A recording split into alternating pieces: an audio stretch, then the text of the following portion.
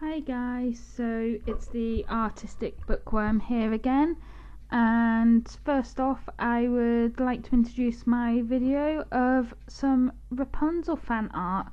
So this is a commission a friend from work wanted me to do, and I found this quite challenging, but I will talk about that more in a second. First off, I want to apologise for not being around and not posting videos for the last couple of weeks. I've wanted my videos to be posted up at least 2 times a week. Saturdays and Sundays is what I've been going for so far, but I've been really busy with work lately, and that's not going to be letting up until April, as well as the fact that it looks like I'm going to just have some hospital appointments coming up. So nothing much to worry about, but yeah, so I'm just going to be really busy. But anyway, I will get on to explaining this this piece of work. So for this commission, I wanted to make sure that I did the fan art, but also did something original as well.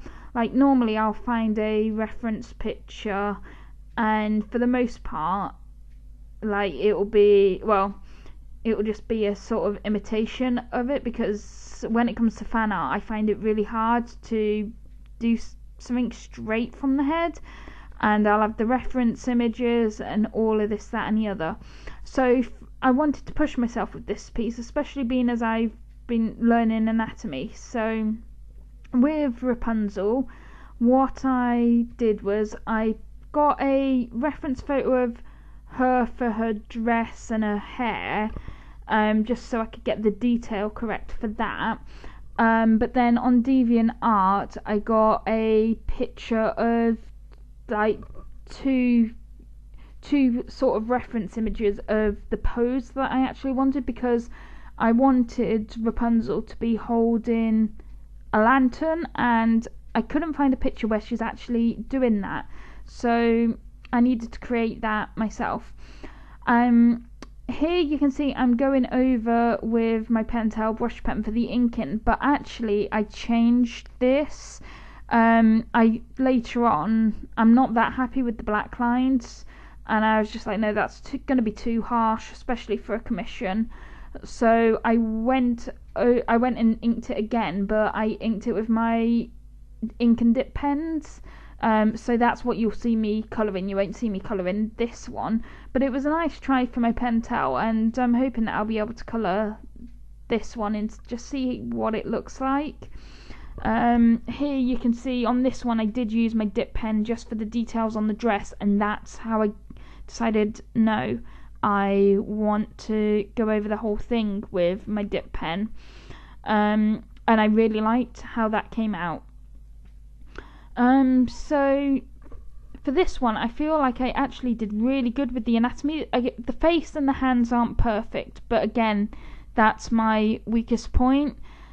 The anatomy isn't perfect per se, but it's better than normal. And there you can just see I showed you the inking, the part that was inked, and then you can see the reference image that I used for the colours in the corner there. And what I did was from Bailey J and Cat Volt's photo collab that they did. Cat, she actually said that she sometimes prints off photocopies before the original, so she doesn't have to colour the original, and she does like sort of like colour theory tests and all of that to see what colours work best. So here, this is what I was doing. I was sort of trying to figure out what colours match my Copics, and also what I wanted to do with the pencils before I started the colouring. So I did figure that all out.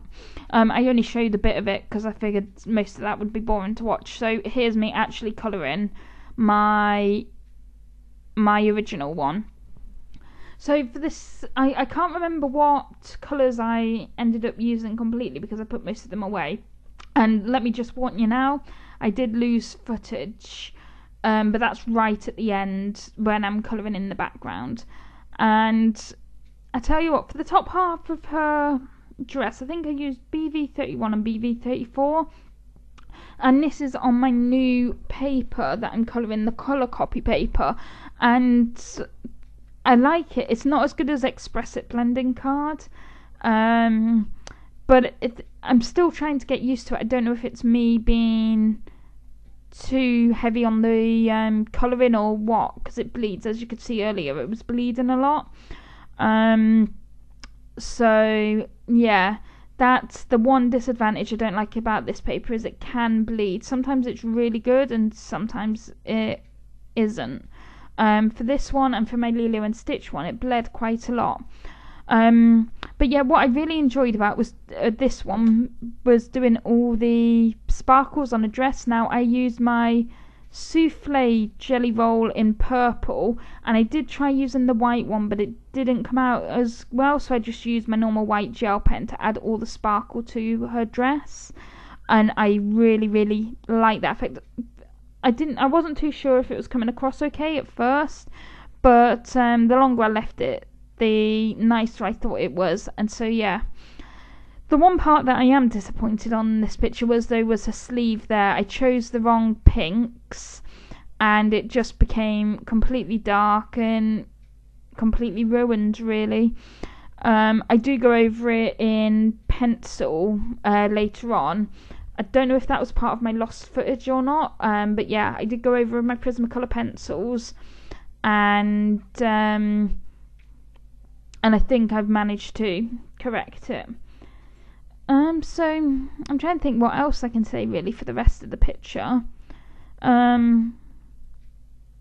I really like it. One thing I want to do bring up is I apologise if I sound quite awkward in my voiceovers still.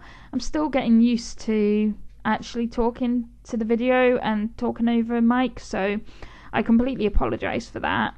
But hopefully over time I'm starting to get better. I'm feeling more comfortable now, and it's better now that I've got an actual microphone and I'm not just putting music over my videos. I feel like I'm better in that respect.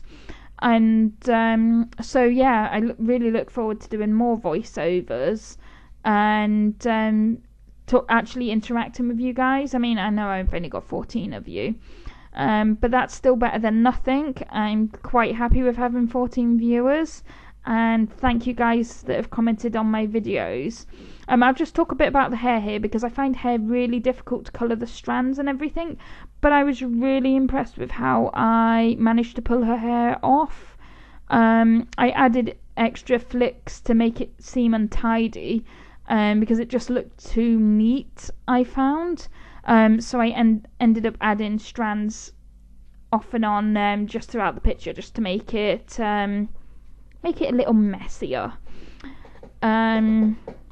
Sorry for the squeaky chair if you heard that, guys. And if you hear a spraying in the background, that's just like my air freshener. I have one of those automatic ones. Thought I'd get that out there now. But yeah, so any comments and thoughts you guys have, please let me know, because I absolutely love it. Constructive criticism is great, because that's something I can learn from. Any suggestions, anything you want me to do, suggest it.